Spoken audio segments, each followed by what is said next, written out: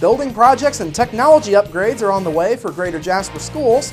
We'll have more on that. Plus, this week's report with our friends at the DuBois County Humane Society, and Mel Schrader and Janet Klemper tout the Jarvik Heart exhibit at the DuBois County Museum tonight on Inform. All of that and much more is up next here on the 18 WJTS News.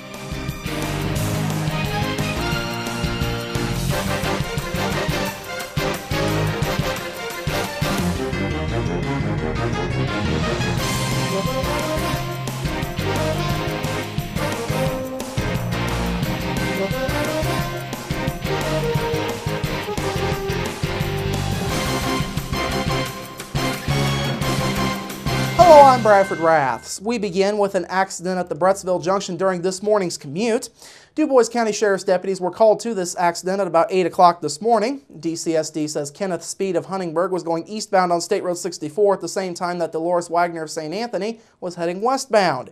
Deputies say Wagner was trying to turn south onto State Road 162 as both drivers had the green light. However, deputies say Wagner did not yield the right-of-way and pulled into Speed's path. Speed complained of neck and shoulder pain, and he refused medical treatment at the scene, but later went to Memorial Hospital on his own to be treated. Wagner also refused treatment at the scene. Both vehicles were a total loss, and the intersection was down to one lane of traffic for about an hour while the accident scene was being cleaned up. A reported stabbing led to the arrest of a Huntingburg man, and the victim was later arrested too. At about 8:30 last night, Huntingburg police were called to the 600 block of North Washington Street. When they arrived there, police found 28-year-old Thomas Birch outside the residence. Birch told authorities he had been stabbed by 22-year-old Andrew Birch during an altercation. Andrew Birch was booked into the DuBois County Security Center on charges of battery with a deadly weapon. Meanwhile, Thomas Birch got himself into trouble with the law after being taken to the hospital to be treated for his injuries. Jasper police officers were called to Memorial Hospital at around 10:30 last night after Birch was reportedly being unruly. Police say Birch refused to cooperate with hospital staff, threatened them, and even tried to hit the doctor who was on duty. Thomas Birch was then arrested and booked into the DuBois County Security Center, and he's facing level 6 felony for intimidation and a Class B misdemeanor for disorderly conduct.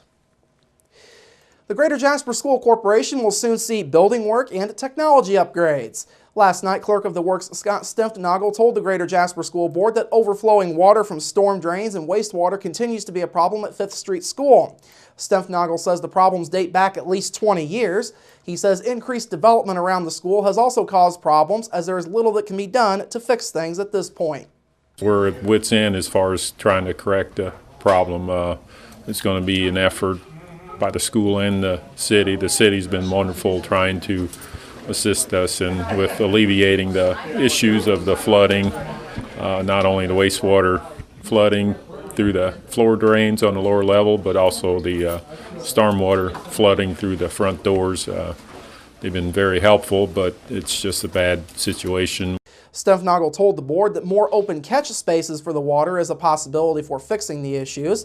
The board also approved replacing the roof at Ireland Elementary and work on the roof at Jasper High School. In other business, Superintendent Tracy Lori laid out a proposal for technology upgrades to implement one-to-one learning for grades 6 through 12. The plan involves leasing 2,000 Uno books for 6th through 12th graders. Lori says the Uno book was the best choice on the market as far as devices go. An Uno book is kind of a two-in-one type of device. It's sturdy enough that you don't have to buy a separate case. It can function as a laptop with a keyboard, but it can also function as a tablet. And so it actually will separate. So you can use it as a tablet or you can use it as a keyboard. It can be used for typing research papers or doing recorded demonstrations of what you know. I think basically we were trying to find a device that would be durable and that would be multifunctional to be used across multiple subject areas. Now, the board gave Lori permission to begin working out a lease agreement with CDI for the Uno books. The device would be leased on a 4-year contract at a cost of around $334,000 a year to the school district. 75% of that cost will be paid out of the district's rainy day fund, and the rest will be covered by a new textbook rental fee of about $45 a student. Lori says that students would be responsible for the devices in the event that they were damaged, lost, or stolen. Students would be able to purchase an insurance policy. Lori says the new technology will likely be rolled out within the next couple of years. And finally tonight, new information continues to come out in the slaying of IU senior Hannah Wilson. 49-year-old Daniel Messel was formally charged with her murder yesterday and is now being held without bond. Documents from Monroe County Circuit Court say investigators found blood in Messel's vehicle and found his cell phone next to Wilson's body. A probable cause affidavit shows that Wilson was last seen at around 1 o'clock Friday morning as she got into a cab alone outside of a Bloomington bar. Her body was found later that morning about 10 miles from the IU campus in Brown County. All right, coming up after the break, our visit to the DuBois County Humane Society is in order, and later on, sunshine dominates our weather pattern. We're back after this.